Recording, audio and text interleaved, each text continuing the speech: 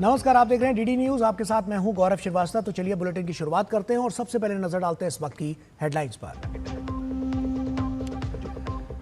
NEET paper leak मामले पर सरकार सदन में चर्चा के लिए तैयार। बावजूद इसके तीसरे दिन भी विपक्ष के हंगामे की भेंट चढ़ी सदन की कार्रवाई। पक्ष विपक्ष के बीच जमकर हुई नोकझोंक। सपा कांग्रेस में भी मुद्दों पर विरोधाभास।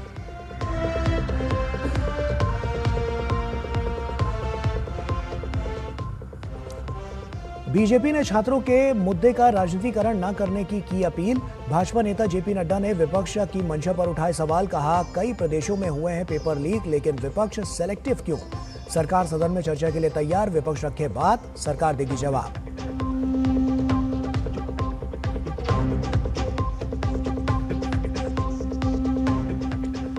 बीजेपी ने कांग्रेस के खिलाफ खोला मोर्चा। देश भर में जमकर किया प्रदर्शन। प्रधानमंत्री आवास के बाहर नेता प्रतिपक्ष के प्रदर्शन को बताया दुर्भावनापूर्ण। राजनाथ सिंह की विपक्ष को नसीहत। कहा, छात्रों को ना बनाए राजनीति मोहरा।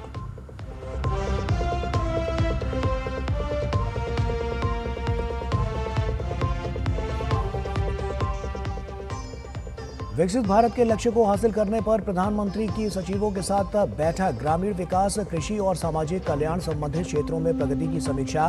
पीएम मोदी का विकसित भारत के सपने को जन आंदोलन बनाने पर जोर।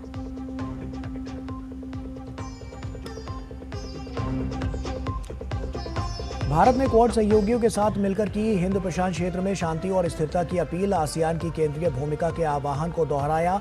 आसियान सम्मेलन से इतर विदेश मंत्री एस जयशंकर की कई देशों के समकक्षों से मुलाकात।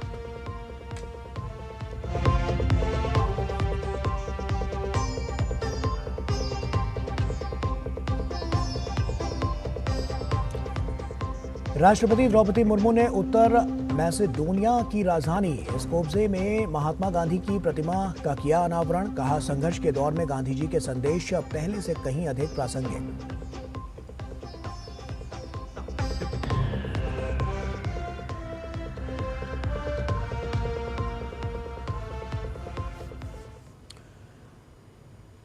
और आइए बुलेटिन की शुरुआत करते हैं। संसद के मॉनसून सत्र में आज तीसरे दिन भी लगातार गतिरोध बना हुआ है।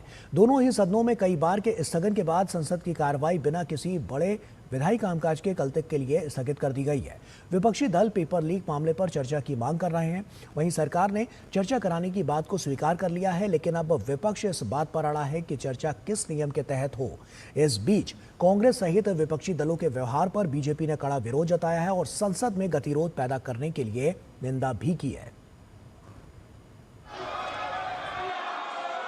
संसद के मॉनसून सत्र के तीसरे दिन भी विपक्ष के भारी हंगामे की वजह से कोई कामकाज नहीं हो पाया। लोकसभा और राज्यसभा की कार्यवाही दिन भर के लिए स्थगित कर दी गई।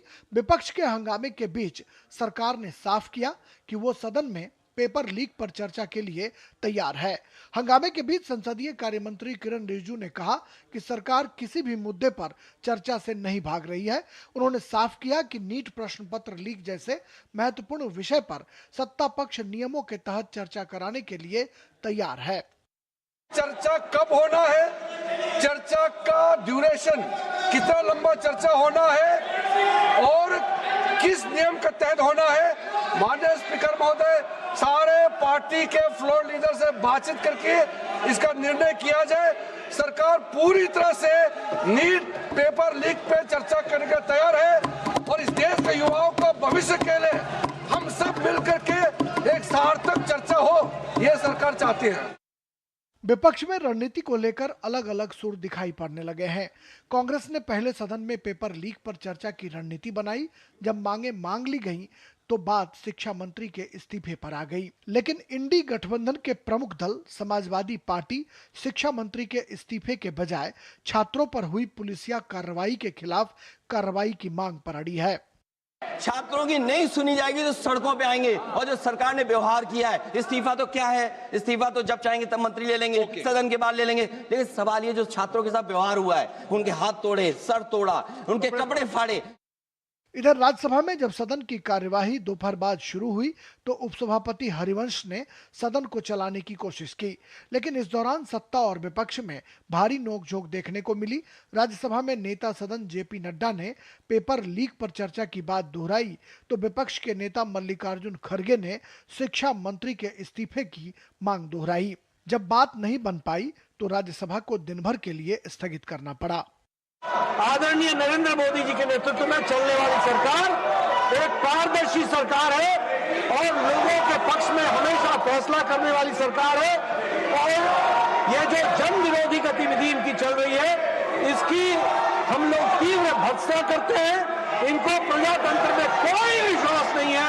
रूल्स 267 के तहत यहाँ पर बहस करना चाहते हैं, उसके लिए अगर फेयर डिस्कशन होना है तो मैं रिक्वेस्ट करता हूं गवर्नमेंट को वो रिजिग्नेशन दिलाए।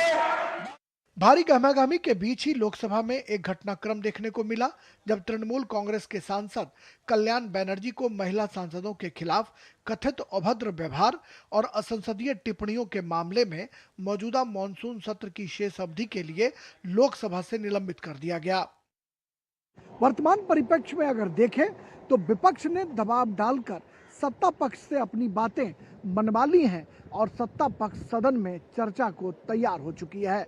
लेकिन सवाल सबसे बड़ा है कि क्या विपक्ष को हठधर्मिता छोड़कर सदन के भीतर चर्चा में शामिल नहीं होना चाहिए, क्योंकि उन्हें सरकार को घेरने के लिए सदन के भीतर भी भरपूर अवसर मिलता और वो चर्चा में भाग भी ले पाते। कैमरामैन मोंटी और अपने सहयोगी निशांत राय और अनुज यादव के साथ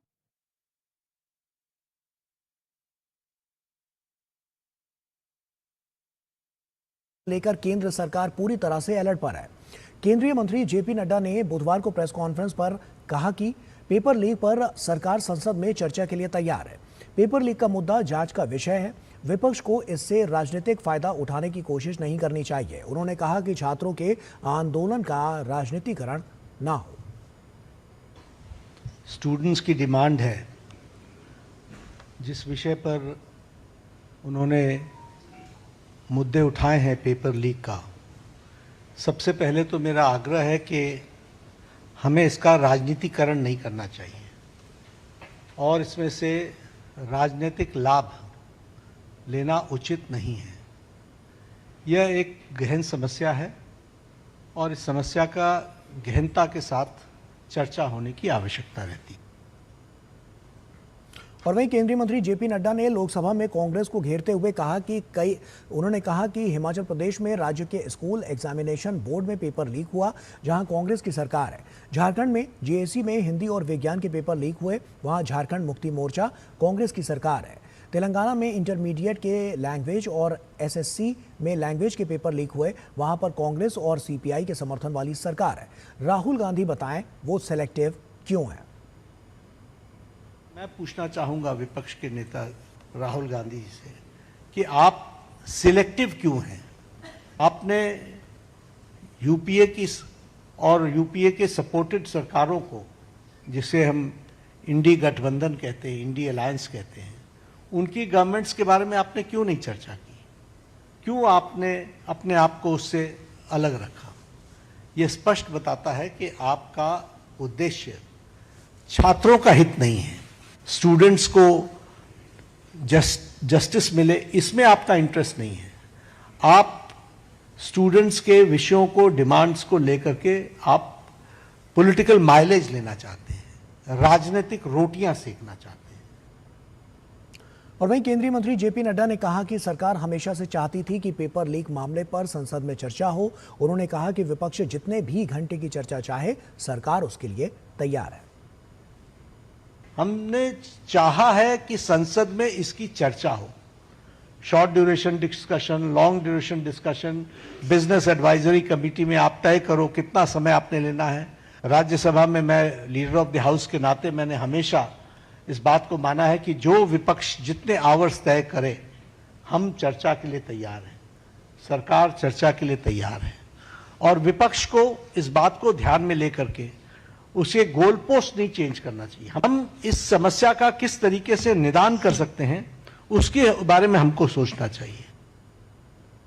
और छात्रों के मुद्दे पर सियासत अपने चरम पर है। एक ओर विपक्ष सड़क पर उतरकर सरकार को घेरने में जुटा हुआ है, तो दूसरी ओर सरकार का आरोप है कि छात्रों के आंदोलन को राजनीतिक स्वार्थ के लिए इस्तेमाल किया जा रहा है। सरकार का कहना है कि कार्रवाई भी हुई है और संसद में चर्चा के लिए भी वो तैयार है, लेकिन विपक्षी दल चर्चा को तैयार नहीं है।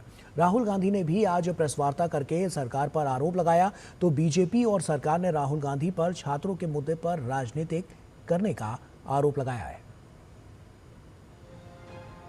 दिल्ली में जारी छात्रों के विरोध प्रदर्शन को विपक्षी दल राजनीतिक संजीवनी बनाने में जुट गए हैं। कांग्रेस, समाजवादी पार्टी, आम आदमी पार्टी और शिवसेना उद्धव गुट छात्र आंदोलन को हाईजैक कर अपनी सियासी रोटी सेंकने की कोशिश में लगे हैं, जबकि सरकार ने इस मुद्दे पर सख्त कार्रवाई और युवाओं के हितों की रक्षा का भरोसा दिया है। रक्षा मंत्री राजनाथ सिंह ने दिल्ली में चल रहे विरोध प्रदर्शनों को गंभीर चिंता का विषय बताते हुए कहा कि यह अत्यंत दुर्भाग्यपूर्ण है कि कुछ लोग देश के छात्रों और युवाओं को अपनी संकीर्ण राजनीतिक स्वार्थों के लिए औजार के रूप में इस्तेमाल कर रहे हैं, जबकि सरकार पेपर लीक के मुद्दे पर चर्चा के लिए तैयार है। लेकिन विपक्षी दलों को संसद में चर्चा से ज्यादा सड़क वाली सियासत रास आ रही है। दिल्ली में जारी विरोध प्रदर्शन यह गंभीर चिंता का विषय है और यह अत्यंत दुर्भाग्यपूर्ण है कि हमारे देश के छात्रों और नौजवानों को कुछ लोग अपने राजनीतिक स्वार्थों की पूर्ति के लिए एक राजनीतिक औजार के रूप में इस्तेमाल करने का प्रयास कर रहे हैं। प्रधानमंत्री मोदी जी के नेतृत्व में हमारी सरकार विद्यार्थियों और नौजवानों की आकांक्षाओं को पूरा करने और उनके कल्याण के प्रति पूरी तरह से प्रतिबद्ध है और हमारे छात्रों की हर चिंता को सुनना और उसका समाधान करना ये हम सब की जिम्मेदारी है। कुछ दिनों पहले जहां इंडी गठबंधन का मनमुटाव जनता के सामने आ रहा था, अब वही छात्रों के धरने का सहारा लेकर एक बार फिर पूरा विपक्ष काले कपड़े पहने एकजुट हो रहा है। संसद के मानसून सत्र के बीच विपक्ष का यह धरना साबित कर रहा है कि जिस मुद्दे पर सदन में सकारात्मक चर्चा हो सकती थी, उस पर सड़क वाली राजनीति हावी है, जबकि बीजेपी नीट पेपर लीक के मुद्दे पर खुद को युवाओं के साथ बता रही है। हमारे लिए सबसे पहली प्राथमिकता है कि बच्चों के भविष्य की रक्षा हो। ऐसे में किसी भी जिम्मेदार सरकार से 3 तरह की अपेक्षा है। पहला, कि वो बच्चों के भविष्य को सुनिश्चित करने के लिए कदम उठाए, बच्चों की रक्षा करे। दूसरा, आरोपियों को जस्टिस तक लाने की पूरी कोशिश करें ताकि किसी भी प्रकार की कोताही वहाँ ना हो। और तीसरी बात, ऐसी गलती दोबारा ना हो, उसको सुनिश्चित करें। भाजपा ही नहीं, उसके सहयोगी दल भी विपक्ष की सड़क वाली राजनीति के खिलाफ हैं। केंद्रीय मंत्री रामदास अठावले ने साफ शब्दों में कहा कि राहुल गांधी छात्रों के आंदोलन का फायदा उठाना चाहते हैं, लेकिन वो सफल नहीं हो पाएंगे। और राहुल गांधी जी मतलब इसका क्रेडिट लेना चाहते हैं। ये तो आंदोलन तो मतलब स्टूडेंट का आंदोलन है, ये तो आंदोलन दीपिका का आंदोलन है, वांगचुक का आंदोलन है। लेकिन बहुत लेट राहुल गांधी जी कल मतलब वहाँ प्रधानमंत्री आवास पर गए और मैं भी पीछे नहीं हुए बताने के लिए, मतलब उनकी राजनीति चल रही है। पेपर लीक मामले से जुड़े आरोपी सलाखों के पीछे हैं। एनटीए ने री एग्जाम करा के रिजल्ट भी जारी कर दिया है, लेकिन राजनीतिक खाद पानी के दम पर एक कथित आंदोलन को हवा दी जा रही है। कथित आंदोलन इसलिए क्योंकि इस आंदोलन के सूत्रधार रहे सोनम वांगचुक हो या सीजेपी के पदाधिकारी, सभी से केंद्र सरकार के प्रतिनिधि मुलाकात और बात कर चुके हैं। बावजूद इसके विपक्षी दल छात्रों को राजनीतिक हथियार बनाने में जुटा है। डीडी न्यूज के लिए शैलेंद्र मिश्र की रिपोर्ट। और प्रधानमंत्री आवास के बाहर कांग्रेस नेता राहुल गांधी के धरने को लेकर सियासी घमासान और तेज हो गया है। बीजेपी ने इसे प्रधानमंत्री पद और संवैधानिक संस्थाओं का अपमान बताते हुए देश भर में कांग्रेस के खिलाफ मोर्चा खोल दिया है। दिल्ली से लेकर पटना, जम्मू, भोपाल, हैदराबाद, विजयवाड़ा, तिरुवनंतपुरम, मुंबई, अहमदाबाद और रांची तक भाजपा कार्यकर्ता सड़कों पर उतरे। कई जगह पर कांग्रेस कार्यालयों का घेराव किया और कुछ स्थानों पर भाजपा और कांग्रेस कार्यकर्ताओं के बीच झड़प भी देखने को मिली। देश भर में बुधवार को भारतीय जनता पार्टी ने कांग्रेस के खिलाफ व्यापक विरोध प्रदर्शन किया। बीजेपी कार्यकर्ताओं ने प्रदेश कांग्रेस कार्यालयों का घेराव कर राहुल गांधी के प्रधानमंत्री आवास के बाहर दिए गए धरने का विरोध किया। दिल्ली में भाजपा नेताओं और कार्यकर्ताओं ने कांग्रेस पर देश की लोकतांत्रिक संस्थाओं को बदनाम करने का आरोप लगाया और कहा कि प्रधानमंत्री आवास के बाहर किया गया प्रदर्शन पूरी तरह दुर्भावनापूर्ण था। बिहार की राजधानी पटना में प्रदर्शन के दौरान सबसे ज्यादा तनाव देखने को मिला। कांग्रेस मुख्यालय का घेराव करने पहुंचे भाजपा कार्यकर्ताओं और कांग्रेस कार्यकर्ताओं के बीच तीखी झड़प हो गई। देखते ही देखते दोनों पक्ष आमने सामने आ गए। कांग्रेस कार्यकर्ताओं पर आरोप है कि उन्होंने प्रदर्शन कर रहे भाजपा कार्यकर्ताओं पर पथराव किया। इसके बाद पुलिस ने हल्का बल प्रयोग कर हालात को काबू में किया। कहीं से भी क्षम्य नहीं है। सड़कों पर उतरी है पटना की जनता ने तो सीख देने के लिए, और मौन प्रदर्शन हम लोग कर रहे थे, और कांग्रेस नेताओं ने पत्थरों से प्रहार करने का काम किया है। दीघा विधानसभा और पटना की जनता कतई बर्दाश्त नहीं करेगी। उधर हैदराबाद में भी भाजपा और कांग्रेस कार्यकर्ताओं के बीच तीखी नोकझोंक हुई, जबकि छत्तीसगढ़ की राजधानी रायपुर में भी भारतीय जनता पार्टी के कार्यकर्ताओं के साथ कांग्रेस कार्यकर्ताओं ने धक्का मुक्की की। हालांकि हालात बिगड़ने से पहले ही प्रशासन ने तनाव खत्म करा दिया। देश की राजधानी दिल्ली में भाजपा कार्यकर्ताओं ने जोरदार प्रदर्शन किया और कांग्रेस पर संवैधानिक मर्यादाओं को तार-तार करने का आरोप लगाया। वहीं जम्मू में भी भाजपा कार्यकर्ताओं ने मंगलवार शाम हुए राहुल गांधी के प्रदर्शन पर सवाल उठाए और कांग्रेस के खिलाफ नारेबाजी की। वहीं मुंबई में भी भाजपा कार्यकर्ताओं ने प्रदर्शन किया और कांग्रेस आलाकमान को कटघरे में खड़ा किया। भाजपा का आरोप है कि कांग्रेस छात्रों को बरगला रही है। मुंबई में भाजपा कार्यकर्ताओं ने कांग्रेस ऑफिस के बाहर सड़क पर बैठकर नारेबाजी भी की। दक्षिण भारत में भी भाजपा ने विरोध प्रदर्शन तेज रखा। तिरुवनंतपुरम में भाजपा कार्यकर्ताओं ने प्रदेश कांग्रेस कमेटी कार्यालय तक विरोध मार्च निकाला और कांग्रेस के खिलाफ जमकर नारेबाजी की। जयपुर में भी सैकड़ों भाजपा कार्यकर्ता हाथों में बैनर और तख्तियां लेकर सड़कों पर उतरे और कांग्रेस ऑफिस का घेराव किया।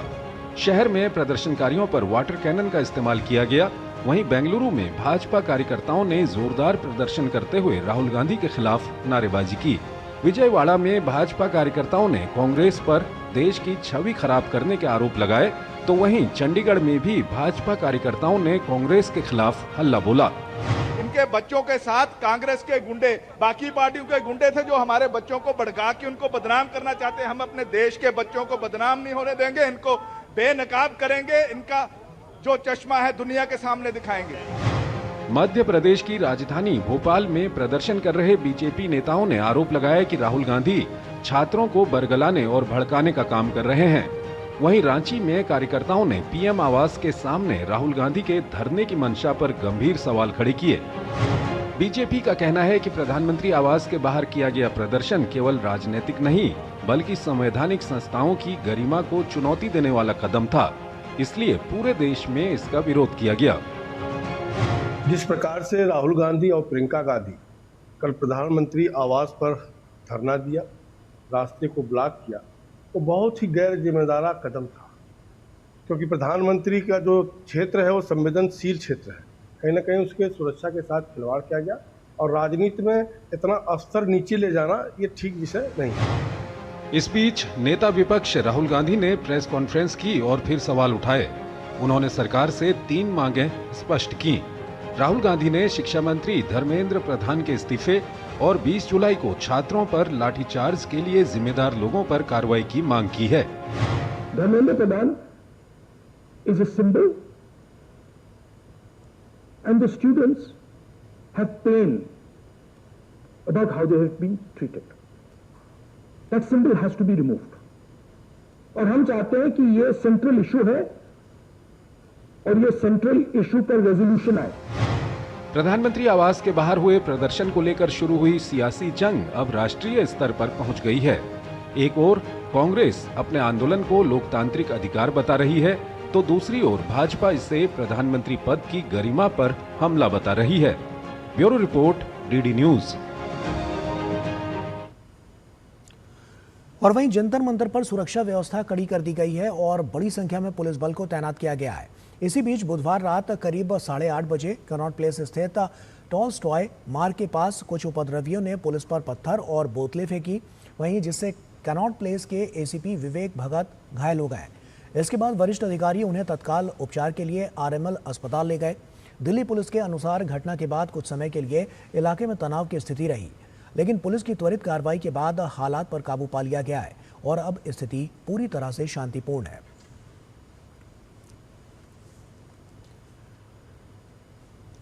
छात्र आंदोलन और नीट पेपर लीक मामले में दिल्ली में हलचल तेज है। अस्पताल में अनशन पर बैठे सामाजिक कार्यकर्ता सोनम वांगचुक से बीती रात केंद्रीय स्वास्थ्य मंत्री जगत प्रकाश नड्डा और पीएमओ में राज्य मंत्री डॉक्टर जितेंद्र सिंह ने मुलाकात की। दोनों नेताओं ने करीब 1 घंटे तक सोनम वांगचुक से मुलाकात की और उनकी बात भी सुनी। साथ ही सोनम वांगचुक ने अनशन तोड़ने की अपील भी की।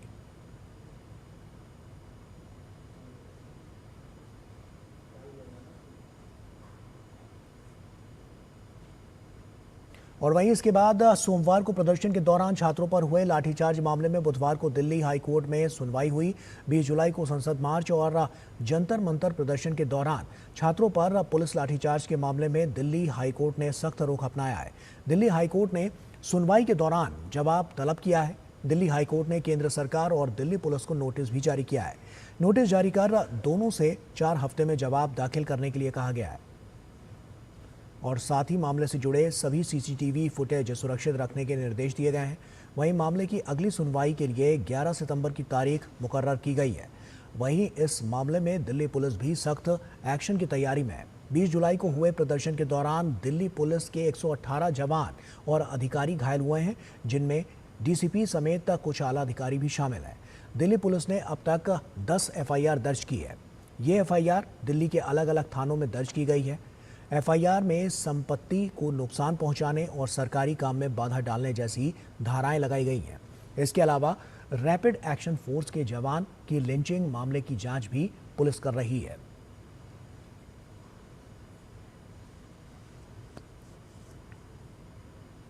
दिल्ली के जंतर मंतर से शुरू हुए धरना प्रदर्शन के राजधानी में कई जगह हिंसक रूप लेने के बाद दिल्ली पुलिस ने इस पूरे मामले में 10 एफआईआर दर्ज की हैं।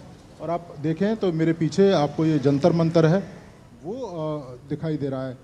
दिल्ली पुलिस की ये 10 एफआईआर तोड़फोड़ के मामले में, इसके अलावा हिंसा के मामले में, सरकारी संपत्ति को नुकसान पहुंचाने के मामले में, इसके साथ साथ ही सरकारी कामकाज में बाधा पहुंचाने के मामले में दिल्ली के अलग अलग थानों में दर्ज की गई हैं। दिल्ली पुलिस का ये कहना है कि बड़े पैमाने पर सरकारी संपत्ति को नुकसान भी पहुँचाया गया। इसके अलावा 118 के करीब जो पुलिसकर्मी हैं वो भी इस हिंसक प्रदर्शन में घायल हुए थे, जिसमें स्पेशल कमिश्नर से लेकर डीसीपी रैंक तक के जो अधिकारी हैं वो शामिल हैं। दिल्ली पुलिस का कहना है जिस तरीके से आरएएफ के जवान को लिंचिंग करने की कोशिश की गई, दिल्ली पुलिस के एक जवान को बुरी तरह से घेर कर मारा गया, तो ये बताता है कि कहीं ना कहीं जो प्रदर्शनकारी हैं उनका जो मकसद है कई जगहों पर राजधानी में हिंसा का था। और इस बीच शाम करीब 5 बजे सोनम वांगचुक ने एक पत्र जारी किया जिसमें केंद्रीय मंत्रियों से क्या बात हुई उसका जिक्र किया गया। अनशन पर बैठे सोनम वांगचुक ने पत्र में लिखा कि केंद्रीय मंत्री जेपी नड्डा और जितेंद्र सिंह से पेपर लीक की वजह से खुदकुशी करने वाले छात्रों के परिजनों को मुआवजा देने पर बात हुई। साथ ही संसद में नीट पेपर लीक मामले पर चर्चा के लिए भी बात हुई। उन्होंने चिट्ठी में लिखा कि मंत्रियों ने उन्हें माने जाने का आश्वासन भी दिया है। वहीं सोनम वांगचुक ने लिखा है कि करीब 65 सांसदों ने उनसे अनशन खत्म करने की अपील की। कुछ सांसदों ने उनसे मुलाकात भी की है। सोनम वांगचुक ने अपनी चिट्ठी में अनशन खत्म करने की शर्त भी लिखी है। उन्होंने सरकार से अनुरोध किया है कि प्रदर्शन में शामिल किसी भी युवा प्रदर्शनकारी पर दंडात्मक कार्रवाई न की जाए। यदि सरकार ये आश्वासन देती है कि प्रदर्शनकारी युवाओं पर कोई कार्रवाई नहीं होगी तो वो अपना अनशन खत्म कर देंगे। हालांकि उन्होंने ये भी लिखा है कि यदि सरकार उन्हें छात्रों पर कार्रवाई न करने का आश्वासन नहीं देती है तो वे अपना अनशन जारी रखेंगे।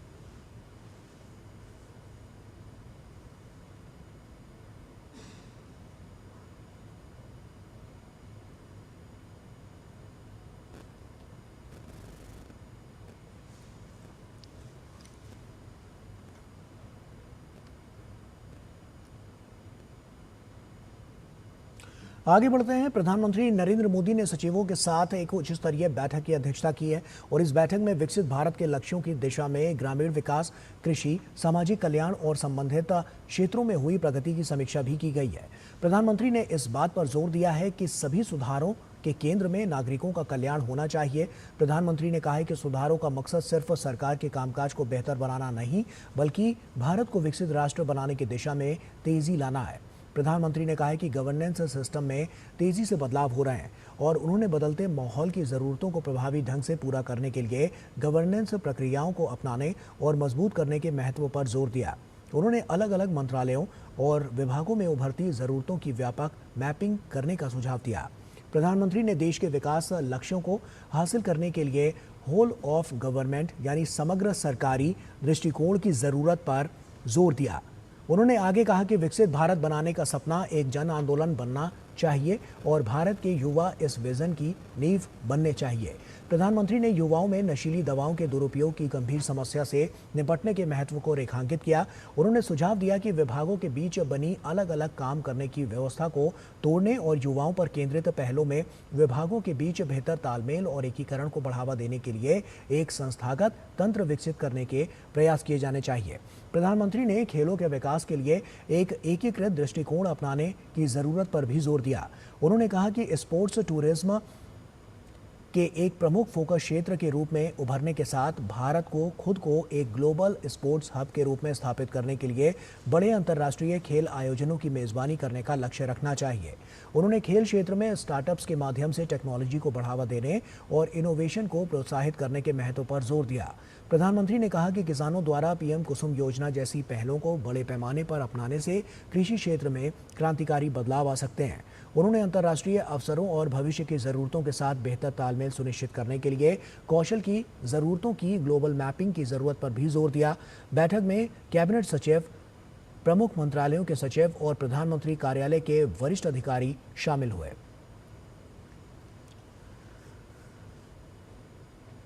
और वहीं उत्तर मैसेडोनिया की यात्रा के दौरान राष्ट्रपति द्रौपदी मुर्मू ने राजधानी स्कोप्जे में महात्मा गांधी की प्रतिमा का अनावरण किया और इस अवसर पर उन्होंने कहा कि महात्मा गांधी भारत के थे, लेकिन उनका संदेश पूरी मानवता का है। राष्ट्रपति ने कहा कि सत्य और अहिंसा केवल आदर्श नहीं, बल्कि न्याय, गरिमा और स्वतंत्रता सुनिश्चित करने के सशक्त माध्यम है।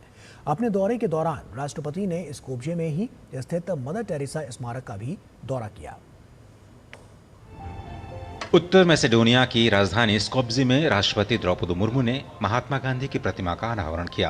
राष्ट्रपति ने कहा कि आज जब दुनिया संघर्ष, असहिष्णुता और विभाजन जैसी चुनौतियों का सामना कर रही है, तब गांधी जी का संवाद, करुणा और शांतिपूर्ण सह अस्तित्व का संदेश पहले से कहीं अधिक प्रासंगिक है। उन्होंने आशा जताई कि संग्रहालय में आने वाले विशेषकर युवा इस प्रतिमा के सामने ठहरकर गांधी जी के विचारों पर मनन करेंगे और उनसे घृणा का त्याग करने, मतभेदों को शांतिपूर्ण ढंग से सुलझाने और साहस और संवेदनशीलता के साथ समाज की सेवा करने की प्रेरणा लेंगे।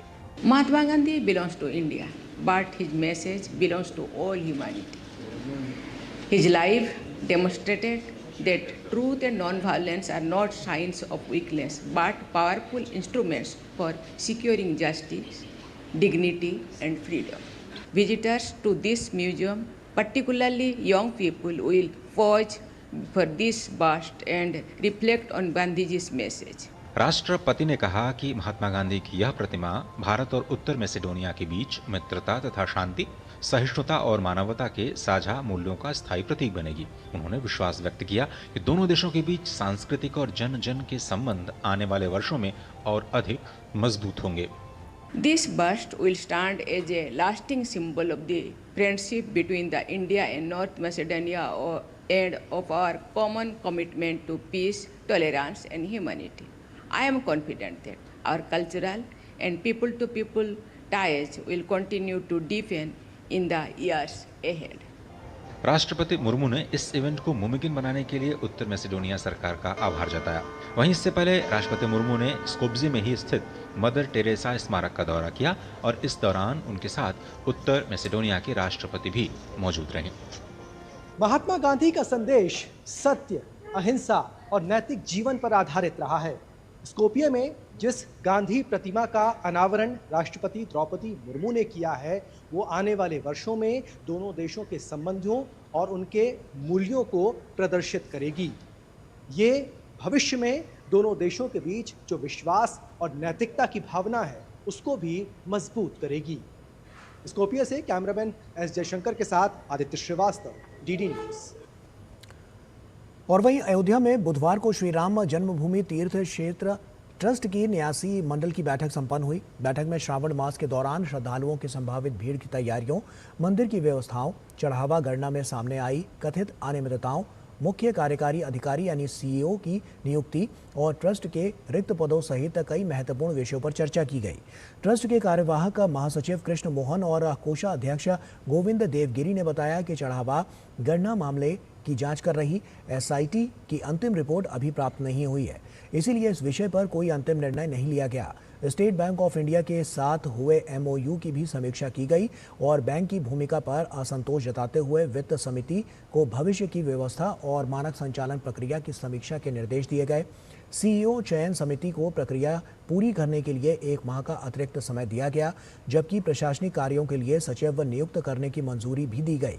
ट्रस्ट ने पहली बार आधिकारिक प्रवक्ता नियुक्त का निर्णय लिया है और बैठक में सबसे महत्वपूर्ण निर्णय मंदिर के धार्मिक कार्यों को लेकर रहा है। ट्रस्ट ने फैसला किया है कि अब राम मंदिर के धार्मिक कार्यों का संचालन संतों के निर्देशन में होगा। मंदिर की पूजा पद्धति की परंपरागत शुद्धता और प्रामाणिकता बनाए रखने के लिए धार्मिक समिति का पुनर्गठन भी किया गया। इस समिति की अध्यक्षता स्वामी गोविंद देवगिरी करेंगे, जबकि विभिन्न पीठों और अखाड़ों के संतों को इसमें सदस्य बनाया गया है।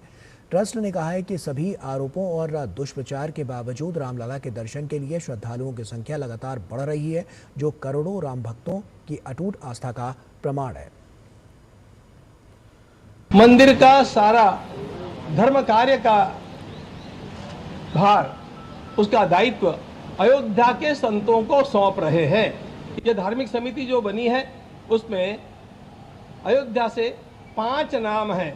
पहला पूज्य महंत श्री कमल नयन दास जी महाराज मणिराम छावनी से, स्वामी श्री रामानंद दास जी महाराज राम कथा कुंज, स्वामी श्री राजकुमार दास जी महाराज रमा वल्लभा कुंज, स्वामी श्री मिथिलेश नंदिनी शरण जी महाराज और हमारे स्वामी श्री दिनेंद्र दास जी महाराज निर्मोही अखाड़े के। ये अयोध्या के 5 संत। इसके पश्चात यहाँ की सारी धार्मिक क्रियाकलापों के अधिकारी होंगे। न्यास ने आगामी कालखंड में श्रद्धालुओं की संख्या में संभावित वृद्धि को देखते हुए मुख्य कार्यकारी अधिकारी की नियुक्ति में इस विलंब के कारण एक सचिव की नियुक्ति की स्वीकृति प्रदान की है। समस्त दुष्प्रचार एवं अतिरेकी आरोपों के बावजूद श्री राम जन्मभूमि मंदिर में दर्शनार्थ आने वाले श्रद्धालुओं की संख्या यथावत है। ये इस बात का प्रमाण है कि आधारहीन, मिथ्या और भ्रामक आरोपों के बाद भी करोड़ों राम भक्तों की आस्था और विश्वास अडिग है। और विदेश मंत्री डॉक्टर एस जयशंकर ने फिलीपींस की राजधानी मनीला में आसियान देशों के विदेश मंत्रियों की बैठक में हिस्सा लिया। बैठक के बाद जारी संयुक्त बयान में भारत, जापान, ऑस्ट्रेलिया और अमेरिका ने कहा कि वे एक स्वतंत्र और खुले हिंद प्रशांत क्षेत्र को और मजबूत करने के लिए प्रतिबद्ध हैं। उन्होंने आसियान की एकता और उसकी केंद्रीय भूमिका के लिए पूरा समर्थन जताया। बैठक में आसियान के हिंद प्रशांत विजन को समर्थन देने पर जोर दिया गया। इसके अलावा मंत्रियों ने क्षेत्र की चुनौतियों और अवसरों पर चर्चा की। बैठक के दौरान विदेश मंत्री डॉक्टर एस जयशंकर ने अमेरिकी विदेश मंत्री मार्को रूबियो से मुलाकात की। जयशंकर ने कहा कि यह बैठक भारत अमेरिका की व्यापक वैश्विक साझेदारी के महत्वपूर्ण क्षेत्रों पर केंद्रित थी। इस द्विपक्षीय वार्ता में व्यापार, शुल्क, ऊर्जा, रक्षा, सुरक्षा, महत्वपूर्ण खनिज और आर्टिफिशियल इंटेलिजेंस के मुद्दों पर चर्चा हुई। वहीं डॉक्टर एस जयशंकर ने ऑस्ट्रेलिया की विदेश मंत्री पेनी वोंग से भी मुलाकात की। साथ ही एस जयशंकर ने रूस के विदेश मंत्री सरगेई लावरोव के साथ द्विपक्षीय संबंधों के विस्तार से समीक्षा की और भारतीय नाविकों की सुरक्षा को लेकर अपनी गहरी चिंता जताई। साथ ही यूक्रेन संघर्ष और खाड़ी क्षेत्र के हालात पर भी बात हुई।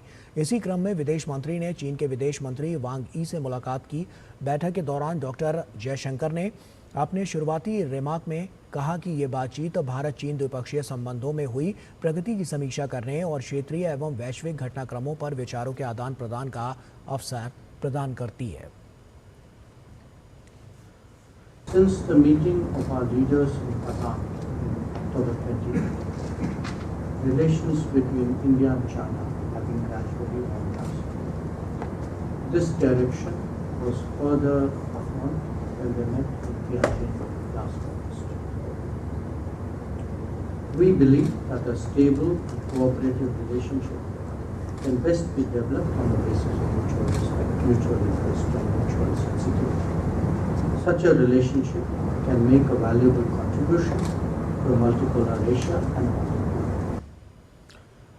और केंद्रीय शिक्षा मंत्री धर्मेंद्र प्रधान ने बुधवार को पीएम पोषण और समग्र योजना की समीक्षा बैठक की। बैठक में सभी राज्यों और केंद्र शासित प्रदेशों के स्कूली शिक्षा मंत्री शामिल हुए। पीएम पोषण और समग्र योजना पूर्णतः वित्त पोषित योजना है। इस अवसर पर शिक्षा मंत्री ने कहा कि प्रधानमंत्री नरेंद्र मोदी ने देशवासियों के सामने एक बहुत महत्वाकांक्षी लक्ष्य रखा है। शिक्षा मंत्री ने कहा कि विकसित भारत हम सबका लक्ष्य है और ये विकसित भारत लक्ष्य पूरा करने की सबसे ज्यादा जिम्मेदारी आज जिनके हाथों में है वो है शिक्षा विभाग। प्रधानमंत्री जी ने देशवासियों के सामने एक बहुत महत्वाकांक्षी लक्ष्य रखा है। 2047 में भारत आजादी का शताब्दी मनाएगा। आज से 21 साल के बाद, 2 दशक के बाद भारत स्वतंत्रता की शताब्दी मनाएगी। विकसित भारत हम सबकी लक्ष्य है और ये विकसित भारत लक्ष्य पूरा करने की सबसे ज्यादा जिम्मेवारी किसके पास है? तो आज जिनके हाथ में शिक्षा विभाग है, विशेष करके स्कूल एजुकेशन डिपार्टमेंट है। 15 साल की पढ़ाई यानी बाल बाटिका 1 एंड 2 ये हमारी WCD डिपार्टमेंट और शिक्षा डिपार्टमेंट की जॉइंट रिस्पॉन्सिबिलिटी है। धीरे धीरे बाल बाटिका 3 स्कूल में कोलोकेट होगा। और केंद्रीय संस्कृति एवं पर्यटन मंत्री गजेंद्र सिंह शेखावत ने कहा है कि भारत ने सदैव अपनी शक्ति का उपयोग सुरक्षा और मानवता की रक्षा के लिए किया है, न कि किसी देश पर आक्रमण कर उस पर कब्जा करने के लिए। उन्होंने कहा कि भारतीय सेना की परंपरा साहस, अनुशासन और सर्वोच्च बलिदान की रही है। नई दिल्ली स्थित लोटस टेम्पल में आयोजित कार्यक्रम में मिरेकल एट हाइफा पुस्तक का विमोचन करते हुए केंद्रीय मंत्री ने कहा कि हाइफा का युद्ध भारतीय सैनिकों की निष्ठा, वीरता और अदम्य साहस का अनुपम उदाहरण है। उन्होंने कहा कि तलवार और भालों से लैस भारतीय सैनिकों ने बंदूकों और तोपों से सुसज्जित एक बड़ी सेना का सामना करते हुए अद्वितीय पराक्रम का परिचय दिया।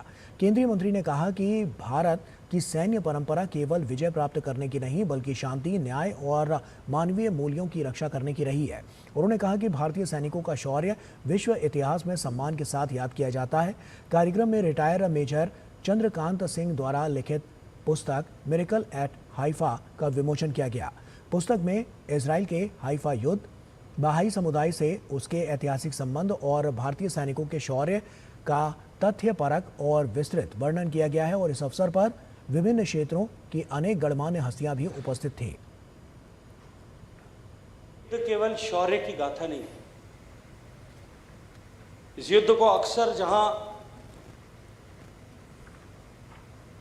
सैन्य संस्थानों में, मिलिट्री ऑर्गेनाइजेशंस में, ट्रेनिंग ऑर्गेनाइजेशंस में, जहां एक केस स्टडी के रूप में पढ़ाया जाता है। भाले और तलवारों से लैस कुछ सैनिकों ने पूरी तरह से सामने सुसज्जित तोप और बंदूकों और मशीन गनों से सुसज्जित सेना का सामना करके उसे पराजित किया। केवल इस शौर्य की गाथा से अतिरिक्त भी ये युद्ध बहुत कुछ है।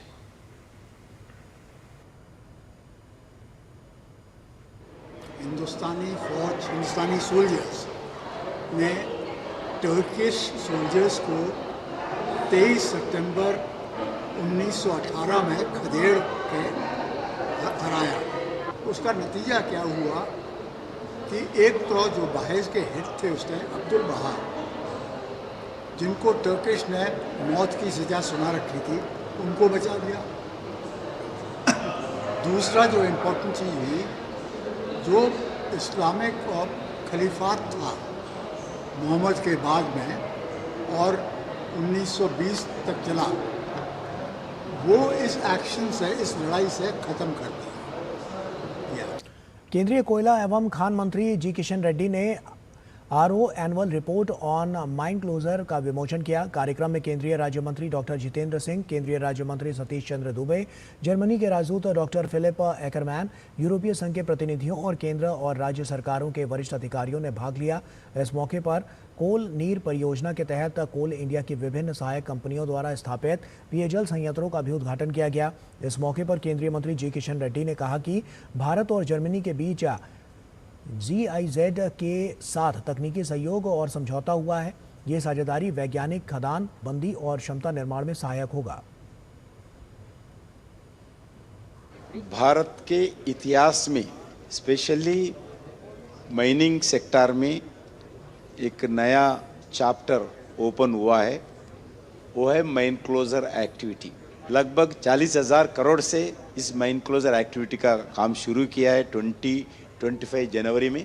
आदरणीय प्रधानमंत्री नरेंद्र मोदी जी के आदेश पर 147 डीकोल माइंस को साइंटिफिक मेथड में माइन क्लोजर करने का निर्णय करके लगभग 20 महीने के अंदर हम इस कोल माइन सेक्टर में मोर देन 40 माइंस अभी साइंटिफिक मेथड में क्लोज किया है।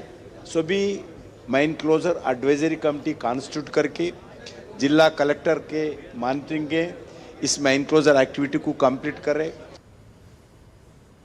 और वही कार्यक्रम में केंद्रीय मंत्री डॉक्टर जितेंद्र सिंह ने कहा है कि वैज्ञानिक खदान बंद करने की दिशा में कोयला मंत्रालय की प्रगतिशील नीतियों की सराहना की। उन्होंने कहा कि 42 कोयला खदानों को सफलतापूर्वक बंद करना ये दर्शाता है कि पारिस्थितिक बहाली, वृक्षारोपण, जल संरक्षण, नवीकरणीय ऊर्जा और अन्य सतत सामुदायिक पहलों के माध्यम से किस प्रकार दूषित खदान भूमि का उत्पादक संपत्तियों में परिवर्तित किया जा सकता है। Very soon we'll have to change this phrase of mine closing. You have closed a coal mine and opened up another mine of wealth. So simultaneously you have addressed so many of the priorities being followed by this government. It is waste to wealth, it is circulatory economy, it is scientifically driven reprocessing, it is environmental concern, and I think what we need to ask ourselves is that the mines had existed there for several decades, but why this thought never happened before? और इसी के साथ फिलहाल इतना ही। दीजिए इजाजत, नमस्कार।